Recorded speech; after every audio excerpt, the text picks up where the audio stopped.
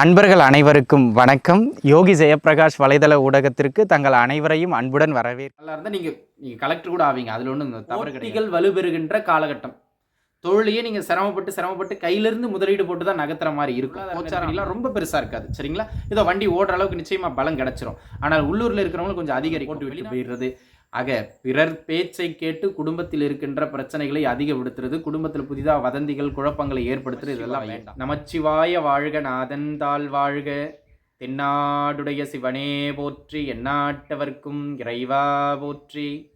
யோகி ஜெயப்பிரகாஷ் வலைதள ஊடக நேயர்கள் அனைவருக்கும் எனது அன்பான வணக்கங்களே. இந்த குரோதி வருடமும் இந்த குருவின் பெயர்ச்சியும் திருமணம், தொழில், வேலை, பொருளாதாரம், ஆரோக்கியம், கடன் அமைப்புகள், இந்த மாதிரினா உறவு நிலைகள்னு இந்த அத்தனை அமைப்புகளிலும் உங்களுக்கு எப்படி இருக்கின்றது, கல்வி, காதல் உட்பட எந்த இடங்களில் ஏற்றம், எங்கு கவனமாக இருக்க வேண்டும் அப்படிங்கிறத விரிவாக பார்க்க இருக்கின்றோம். சிம்மராசி நேயர்களே, சிம்மத்தை பொறுத்த மட்டிலும் மக நட்சத்திரம், அதனை அடுத்ததாக பூர நட்சத்திரம், அதனை அடுத்ததாக உத்திர நட்சத்திரத்தினுடைய முதல் பகுதி. இதில் பிறந்தவங்க எல்லோருமே பார்த்தீங்கன்னா சிம்மராசிக்குள்ளாக தாங்க வருவீங்க. இந்த சிம்மராசி நேயர்களுக்கு இந்த ஆண்டு எப்படி அமைகின்றது ஒவ்வொரு விஷயத்திலையும் வாங்க பார்த்துடலாம். திருமண அமைப்புகளை பொறுத்த மட்டிலும் அன்பு நண்பர்களே, இந்த காலகட்டம் திருமணத்திற்கு ஒரு சிறப்பான காலகட்டம்னு சொல்ல முடியாதுங்க.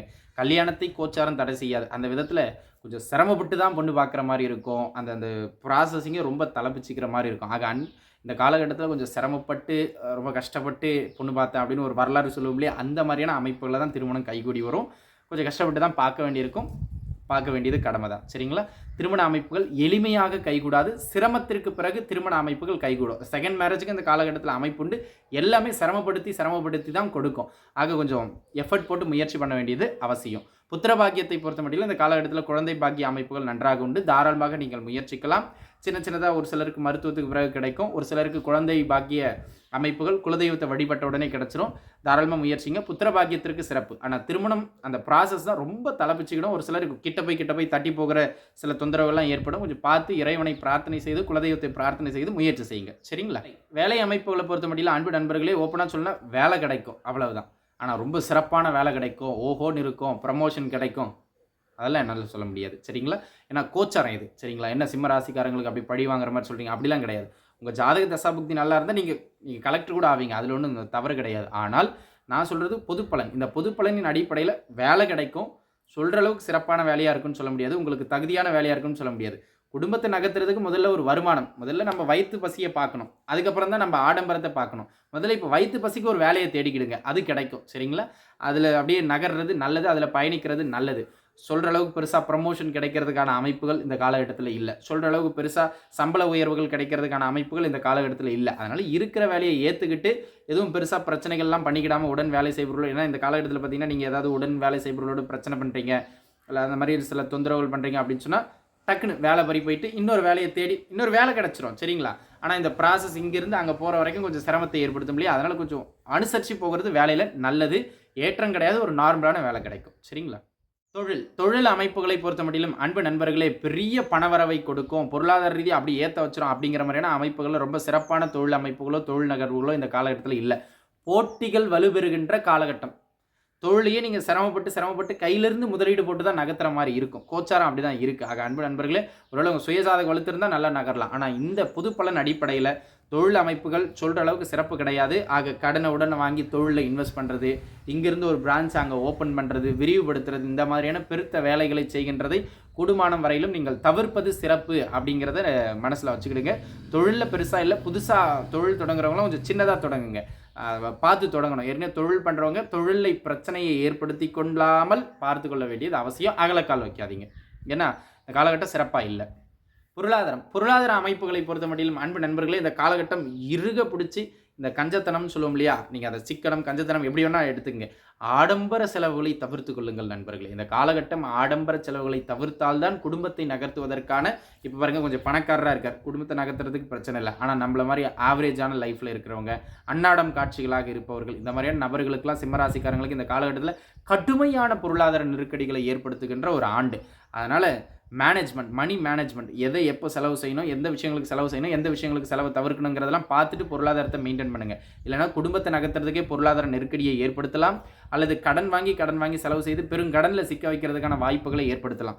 கொஞ்சம் கவனிச்சு இருக்க வேண்டியது அவசியம். பொருளாதார அமைப்புகள் நெருக்கடியையும் கடன் தொந்தரவுகள் அதிகரிக்கின்ற ஆண்டாகவும் இந்த ஆண்டு அமைகின்றது. குருவின் பயிற்சி உங்களுக்கு சிறப்பான ஒரு அமைப்புகளில் இல்லை, சரிங்களா? அதனால் பொருளாதாரத்திற்கு பார்த்து இருக்க வேண்டியது அவசியம். கையில் பண நகர்வு இருந்துக்கிட்டே இருக்கும். ஏதாவது ஒரு விதத்தில் செலவு பண்ணுறதுக்கு பணம் கிடச்சிரும். ஆனால் உங்கள் பணம் இல்லை, கடன் வாங்கி செலவு செய்கிற மாதிரி இருக்கும். அதனால் அதை பார்த்து பெரிய அளவில் கொஞ்சம் நகரக்கூடாது. தேவையில்லாத செலவுகளை கட்டுப்படுத்தணும், சரிங்களா? ஆரோக்கிய அமைப்புகளை பொறுத்த மட்டிலும் அன்பு நண்பர்களே, இந்த காலகட்டம் ஹெல்த்தில் எதையாச்சும் ஒரு தொந்தரவு கொடுத்துக்கிட்டே இருக்குங்க. ராசியை பார்க்கின்ற சனி பகவான், லக்னத்திற்கு 8ஆம் இடத்திலே வீற்றிருக்கின்ற ராகு பகவானால் உடல்நிலையில் அப்பப்போ தொந்தரவுகள் வந்து கொண்டே இருக்கும். மருத்துவ செலவுகளை ஏற்படுத்தி கொண்டே இருக்கும். ஏற்கனவே நோய்வாய்ப்பட்டிருப்பவர்கள், வயதானவர்கள் அல்லது நீடித்து மருந்து எடுத்துக்கிட்டு இருக்கவங்களாம் வேலைக்கு முறையாக அந்த மருந்துகளை சரியாக எடுக்க வேண்டியது அவசியம். ஏன்னா இந்த காலகட்டத்தில் உங்களுக்கு வந்து பார்த்தீங்கன்னா பொருளாதார ரீதியாக எந்த அளவுக்கு கவனமாக இருக்கணுமோ அந்த அளவுக்கு உடல் நலத்திலையும் கவனமாக இருக்கணும். அந்த மாதிரியான ஒரு ஆண்டு. ஹெல்த்தில் அடிக்கடி தொந்தரவுகள் உங்களுக்கோ அல்லது உங்கள் குடும்பத்தில் இருக்கிறவங்களுக்கோ ஏதாவது ஒரு விதத்தில் மருத்துவ செலவுகள் அப்பப்போ போயிட்டு டாக்டருக்கு மொய் எழுதிட்டு வந்தே ஆகணும். அந்த மாதிரியான ஒரு அமைப்புகளில் தான் கோச்சாரம் இருக்கின்றது. அதனால் கொஞ்சம் கவனித்து தான் சிம்மராசினியர்கள் இருக்க வேண்டியது அவசியம், சரிங்களா? படிப்பு பொறுத்த மட்டிலும் பள்ளிக்கூட அமைப்புகள் இருக்கிற பிள்ளைகளுக்கு ஓரளவு படிப்பில் அழகாக நகர்ந்துருவாங்க. படிப்பு வந்து பிள்ளைங்கள்லாம் படிச்சிருவாங்க, அதெல்லாம் ஒன்றும் மாற்றுக்கிறது கிடையாது. உயர்கல்வியிலும் சின்ன சின்ன சிரமங்கள் இருக்கும். கொஞ்சம் கவனத்தோடு படிச்சிங்கன்னா அழகாக நகர்ந்துடலாம். படிப்பை பொறுத்த மட்டிலும் இந்த காலகட்டம் சிம்மராசினியர்களுக்கு ஓரளவு நல்ல அபோவ் ஆவரேஜில் நல்லாவே இருக்குங்க, சரிங்களா? பிடிச்ச படிப்பு படிக்கிறது, இந்த மாதிரியான எல்லா விஷயங்களும் கிடைக்கும். அந்த கவனக்குறைவால் அந்த சோம்பல் தன்மையால் மட்டும் 90% எடுக்க வேண்டிய பிள்ளை ஒரு 80 குறையும். அந்த பெர்சன்டேஜில் குறையுமே தவிர படிப்பு தடைபடுறதுக்கோ படிப்பில் ரொம்ப பிரச்சனை வர்றதுக்கோ அமைப்பு கிடையாது. ஆனால் படிப்பில் கவனம் குறையும். அதை பெற்றவர்கள் பார்த்து கொஞ்சம் அப்படி அழுத்தம் கொடுத்து நகர்த்த வேண்டியது அவசியமான ஒன்று அப்படிங்கிறத நீங்கள் மனசில் வச்சுக்கிட வேண்டியது அவசியம். அது உயர்கல்வியானாலும் சரி, பள்ளி படிப்பானாலும் சரி, ரெண்டுத்துலையுமே கொஞ்சம் நிதானிச்சிருக்கணும், சரிங்களா? வெளிநாடு வேலை வாய்ப்புகளை முயற்சி செய்துகின்ற நண்பர்களுக்கு இந்த காலகட்டம் ஒரு நல்ல காலகட்டம். தாராளமாக நீங்கள் முயற்சிக்கலாம். வெளிநாட்டு வேலை வாய்ப்புகளுக்கான அமைப்புகள்லாம் உங்களுக்கு வலுப்பெற்று இருக்கின்றது. ஏற்கனவே வெளிநாடுகளில் இருக்கிறவங்களுக்கு இந்த பொருளாதார நெருக்கடிலாம் ரொம்ப பெருசாக இருக்காது, சரிங்களா? இதோ வண்டி ஓடுற அளவுக்கு நிச்சயமாக பலம் கிடைச்சிரும். ஆனால் உள்ளூரில் இருக்கிறவங்களுக்கு கொஞ்சம் அதிகரிக்கும். வெளிநாட்டு வாய்ப்புகள் மிக சிறப்பாக இருக்கின்றது. தாராளமாக நீங்கள் முயற்சிக்கலாம். உங்களுக்கு அது கை கொடுக்க செய்யும், சரிங்களா? குடும்பம், உறவுகள், இந்த அமைப்புகளை பொறுத்த மட்டும் அன்பு நண்பர்களே, குடும்பத்தில் வந்து 2 அமைப்புகள். பெண்களுக்கு கணவன் மனைவி உறவுகள், ஆண்களுக்கும் கணவன் மனைவி உறவுகள். 2வது பொதுவாகவே குடும்பம் கொஞ்சம் நிம்மதியற்ற சூழல் அடிக்கடி ஓடிக்கிட்டே இருக்கும்.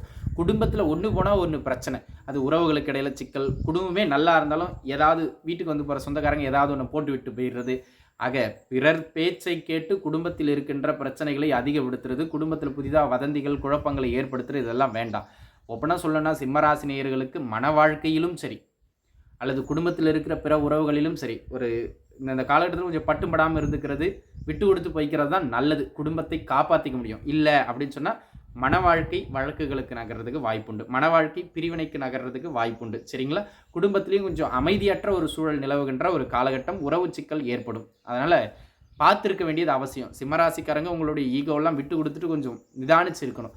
அந்த மாதிரியான ஒரு அமைப்புகள் இருந்தால் தான் இந்த காலகட்டம் சிறப்பு. இல்லைன்னா கொஞ்சம் டல் அடிக்கும், பார்த்துருக்கணும், சரிங்களா? சேர்க்கை இந்த காலகட்டத்தில் வந்து பார்த்தீங்கன்னா ஏற்கனவே பணம் கொஞ்சம் கையில் வச்சுருக்கோம் அப்படிங்கிற மாதிரியான சிம்மராசினியர்கள் ஏற்கனவே பழைய வீடு ஏதாவது ஒரு பக்கம் டிங்கரிங் ஒர்க்லாம் பார்க்க வேண்டியிருக்கு, ரீவைண்டிங் ஒர்க் பார்க்க வேண்டியிருக்குன்னா அந்த மாதிரியான வேலைகளை வீட்டில் ஒரு பகுதியை பார்க்குறது, வண்டி வாகனங்கள் ரிப்பேர் பண்ணுறதுக்கான செலவுகளை பார்க்குறது, அந்த மாதிரி பண்ணலாம். புதிதாக வீடு கட்டுறவங்க, இடம் வாங்குறவங்களாம் இந்த காலகட்டத்தில் வாங்கலாம். கொஞ்சம் கடன் அதிகப்படுத்துறதுக்கான வாய்ப்பு அது அதிகம். அப்படிங்கிறதுனால உங்கள் கையிருப்பை வச்சுக்கிட்டு இருக்கீங்கன்னா அதை வச்சு வாங்குறது இந்த காலகட்டத்தில் சிறப்புங்க. ஆனால் சொத்தும் வீடும் அமைகின்ற ஒரு நல்ல காலகட்டமாகவே இந்த குரு பெயர்ச்சியின் குரு பார்வையின் மூலமாகவும் இந்த தமிழ் புத்தாண்டிலையும் உங்களுக்கு அமைகின்றது. ஆக சொத்து வாங்குறதுக்கு சிறப்பு. அது பெருத்த அளவு கடனை ஏற்படுத்தாமல் மட்டும் நீங்கள் பார்த்துக்கிட்டீங்க அப்படின்னா காதல் அமைப்புகளை பொறுத்த மட்டிலும் அன்பு நண்பர்களே, இந்த காலகட்டத்தில் சிம்மராசினியர்களுக்கு ஒரு பெருசாக சிறப்பாக ஏற்றம்னு சொல்ல முடியாது. சிம்மராசிக்காரங்களுக்கு காதலிலும் நட்பு வட்டாரங்களிலும் சின்ன சின்ன கசப்புணர்வுகளை ஏற்படுத்துறது மாதிரியான ஆண்டாக இந்த ஆண்டு அமைவதனால் கொஞ்சம் விட்டு கொடுத்து போய்க்கிறது மிக மிக நல்லது அப்படிங்கிறத நீங்கள் மனசில் வச்சுக்கணும், சரிங்களா? காதல் அமைப்புகளாக இருந்தாலும் சரி, நட்பு வட்டாரங்களாக இருந்தாலும் சரி, கொஞ்சம் விட்டு கொடுத்து போகிறதா உங்களுக்கு நல்லது. சிம்மத்தை பொறுத்த மட்டிலும் இந்த ஆண்டு தொழில், பொருளாதாரம், மன வாழ்க்கை எதுலேயுமே என்னால் பெரிய அளவில் சிறப்பு அப்படின்னு சொல்ல முடியாது. நடந்த குரு பெயர்ச்சியும் சரி, அதாவது நடக்கின்ற குரு பெயர்ச்சியும் சரி, இந்த புத்தாண்டும் சரி, உங்களுக்கு ஒரு பெரிய ஏற்றங்களை கொடுக்கின்ற அமைப்புகளில் இல்லை. கிட்டத்தட்ட 60-65% கொஞ்சம் எதிர்மறையான பலன்கள் தான் வலுத்திருக்கு. இருந்தாலும் இது கோச்சாரம். உங்களுடைய சுய ஜாதக தசா புக்திகள் வலுப்பெற்றிருக்குன்னா இப்போ நான் சொன்ன பலன்கள்லாம் அப்படியே நடக்கும், ஆனால் குறைஞ்சிருக்கும், சரிங்களா? தசா புக்தியும் சரியில்லை அப்படிங்கிற பட்சத்தில் நான் சொன்னது எல்லாமே டபுள் மடங்காகவும் நடக்கும். அதனால் நான் உங்களுக்கு சொல்கிறது என்னென்னா, முக்கிய விஷயங்கள் ஏதாவது செய்ய போகிறீங்க, உங்கள் ஜாதக தசா புக்தி நல்லா இருக்கா அப்படின்னு ஒரு முறை பரிசோதனை செஞ்சுட்டு அதுக்கு பிறகு செய்கிறது நல்லது. பொதுப்பலன் அடிப்படையில் குடும்பம், பொருளாதாரம், ஆரோக்கியம் எல்லாத்துலேயுமே கொஞ்சம் நிதானித்து நடந்துக்கிறது, கவனித்து கால் வைக்கிறது சிம்மராசி நேயர்களுக்கு நன்மையை தரும், சரிங்களா? பார்த்துருக்கணும். பரிகாரம் பண்ணுறதுலாம் பிரயோஜனம் கிடையாது. எங்கெங்கெல்லாம் பிரச்சனை அப்படிங்கிறத சொல்லிட்டேன். அங்கெல்லாம் கொஞ்சம் விட்டு கொடுத்து போகிறது, நிதானித்து போகிறது, அகலக்கால் வைக்காமல் போகிறது பரிகாரம். சரிங்களா நண்பர்களே, மீண்டும் இன்னொரு நல்ல பதிவில் உங்கள் அனைவரையும் வந்து சந்திக்கின்றேன். அது வரைக்கும் உங்ககிட்ட இருந்து விடைபெறுவது உங்கள் ஜோதிடர் யோகி ஜெயப்பிரகாஷ். நன்றி, வணக்கம்.